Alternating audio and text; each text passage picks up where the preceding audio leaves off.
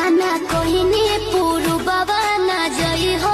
पिया हाथे कवनो के कुछबो ना खई हो पिया माना कहनी पुरु बाबा ना जई हो पिया हाथे कवनो के कुछबो ना खई हो पिया बोल मुह के बिगड़ल सबंग लेने यारे बंग लिखिया के मजा